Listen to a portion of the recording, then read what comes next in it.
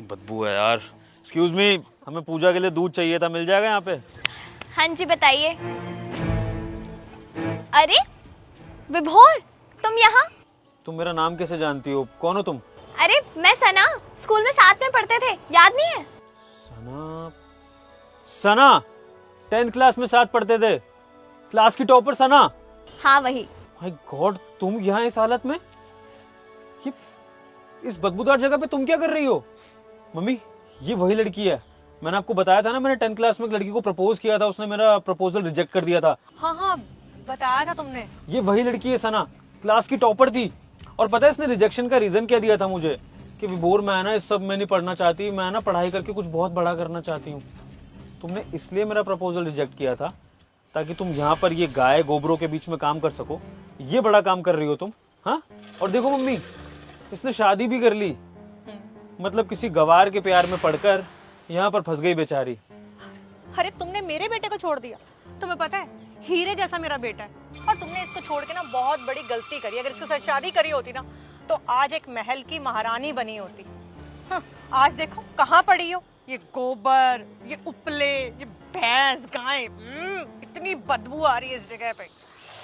Future खराब कर लिया तुमने अपना। अगर मेरे बेटे के साथ शादी करती तो फ्यूचर बन जाता, बट वही, अब कर क्या सकते हैं, तुमने अपनी जिंदगी बर्बाद कर दी। कोई बात नहीं, अब जो पहले की बातें हैं उनको याद करके क्या ही फायदा है ना। छोड़ो ना ये सब। बताओ यहाँ कैसे आना हुआ आप लोगों का? दूध लेने आए थे पूजा के लिए, और किस काम से ही आएंगे यहाँ पर तुम्हारे पास। लेकिन मैंने सोचा भी नहीं था कि यहाँ इस तबेले में तुमसे मुलाकात हो जाएगी और हमारी पुरानी यादें ताज़ा हो जाएंगी। खैर, तुम्हें देखकर ना बहुत तरस भी आ रहा है मुझे और बहुत अच्छा भी लग रहा है, क्योंकि तुम्हारे ये जो पढ़ाई का घमंड था ना, तुम्हारा जो एटीट्यूड था, वो यूं टूट गया।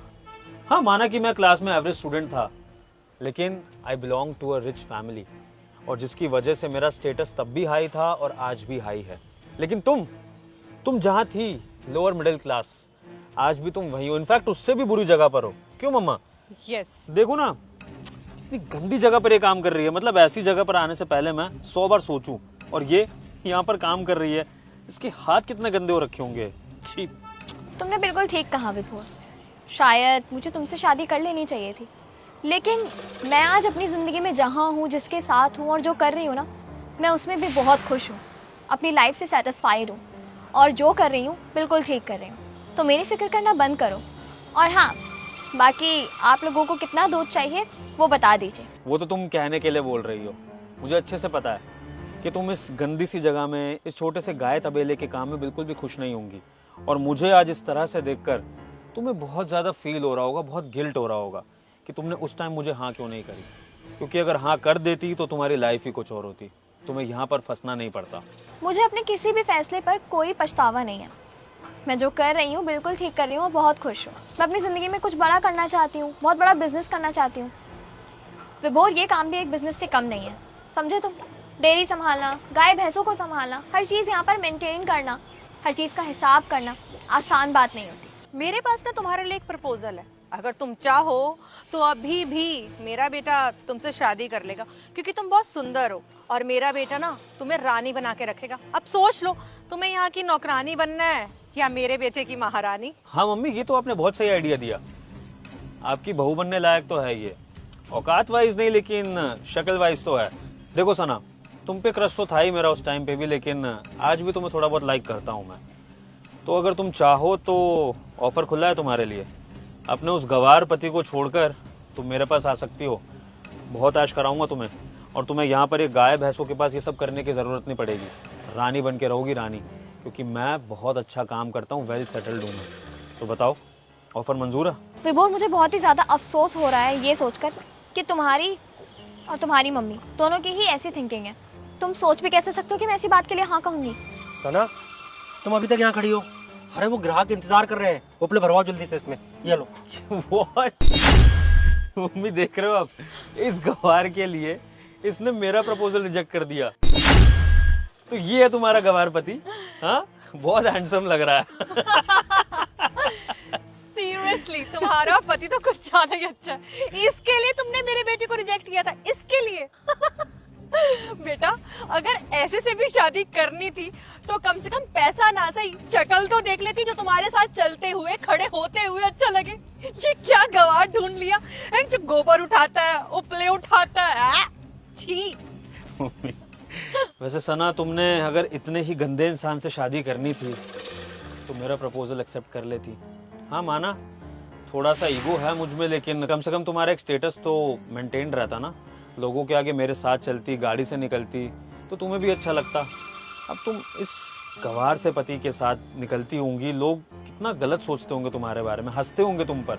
और मेरी तरह तुम्हारा कोई पुराना स्कूल फ्रेंड मिल जाता होगा तो वो तो बेचारा तुम्हारा मजाक ही उड़ाता होगा कि कैसी लड़की है, कैसी चॉइस है इसकी। तुम्हें खुद को शर्म नहीं आती अपने इस पति को ऐसे देखकर? मैं तो उसको अभी 2 मिनट में नहीं झेल पा रहा और तुम तो उसके साथ उठती बैठती हो। तुम इसको कैसे झेलती हो? कम ऑन यार Sana, I was much better option. क्यों नहीं चूज किया तुमने मुझे? वैसे सना, कौन है ये लोग जो इतनी बदतमीजी कर रहे हैं? सनी ये मेरा दोस्त है पुराना, स्कूल में मेरे साथ पढ़ा करता था, और ये उसकी मम्मी। क्या तुम्हारे स्कूल के दोस्त है? अरे तुम्हारे स्कूल के दोस्त आए, उनकी मम्मी आई है और तुमने उनको ऐसे खड़ा करके रखा है।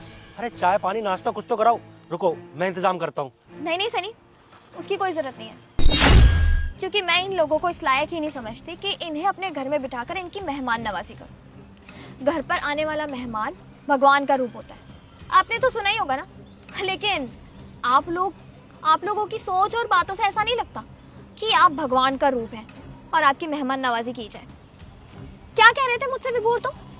कि मैंने अपनी जिंदगी में क्या ही कर लिया? अगर मैंने इस इंसान से शादी की तो क्या देखा मैंने इसके अंदर? ना शक्ल, ना पैसा और ना ही स्टेटस। मेरे इस काम की भी बेइज्जती कर रहे थे आप। विभोर मुझे एक बात बताना, महीने का कितना कमाते हो तुम?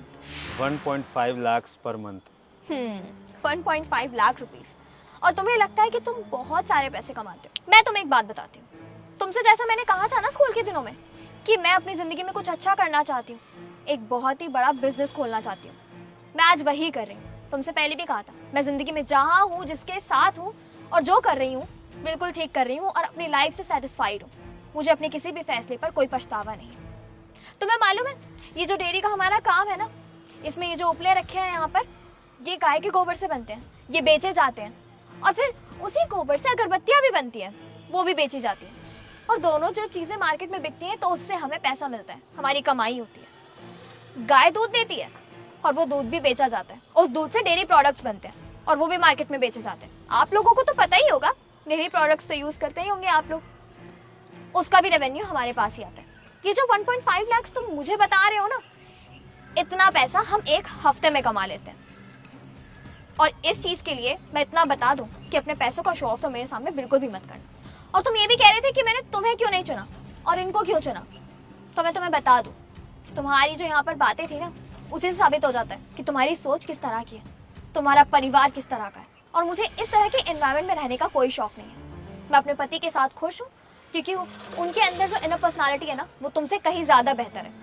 उन्हें लोगों की इज्जत करना आता है, किससे किस तरह से बात की जाती है ये पता है, और दूसरों की बेइज्जती नहीं करते, ना ही दूसरों को नीचा दिखाते हैं। और तुम्हारी तरह हर जगह जाकर किसी और की बीवी को पैसों का ढोंग दिखा करके अपनी बीवी बनाने की कोशिश तो बिल्कुल भी नहीं करते, क्योंकि उनके अंदर इतनी मर्यादा तो है। और मेरा जो परिवार है ना, वो भी बहुत ही ज़्यादा अच्छा है, उनके अंदर भी संस्कार है, उन्हें भी पता है कि दूसरों के साथ किस तरह से पेश आया जाता है, किससे कैसे बात की जाती है। खैर, आप लोग इन बातों को नहीं समझ पाएंगे, क्योंकि आप लोगों ने जो अभी अपना रूप दिखाया ना, उससे मैं साफ समझ पा रही हूँ कि विभोर, तुमने स्कूल में जो हरकत की थी वो क्यों की थी। तुम जैसे पहले थे आज भी बिल्कुल वैसे ही हो, घमंडी और अकड़ू। और तुम जैसे इंसान को अपने जीवन साथी बनाने का मेरा कोई शौक नहीं है। मैं जिस इंसान के साथ हूँ बहुत ज़्यादा खुश हूँ, और ये सब कुछ सारा का सारा काम मैं ही संभालती हूँ। तो एक तरीके से अपनी ज़िंदगी में मैं जो कर रही हूँ ना, वही कर रही हूँ जो मैं हमेशा से करना चाहती हूँ। खैर, अब इन सब बातों का कोई फ़ायदा नहीं है। आप लोग हमें बता दीजिए कि आपको कितने दूध की ज़रूरत है, हम आपके घर पर भिजवा देंगे। क्या सना, ये लोग दूध लेने आए थे तो इनको दे दो ना कितना दूध चाहिए। और हाँ, इनसे ना पैसे मत लेना। अभी तुमने बताया ना कि तुम्हारे पुरानी जान पहचान के हैं, तुम्हारे साथ स्कूल में पढ़ा करते थे, तुम्हारे दोस्त हैं, तो इनसे ना दूध के पैसे मत लेना। दे दो उनको जितना दूध चाहिए। नहीं चाहिए कुछ। चलो मम्मी। चल बेटा। अच्छा छोड़ो, तुम अपना मूड मत खराब करो। चलो पोपले भरवा दो। बाहर ग्राहक ना बहुत देर से इंतजार कर रहा है। अच्छा हाँ चलो मैं देख के आता हूँ।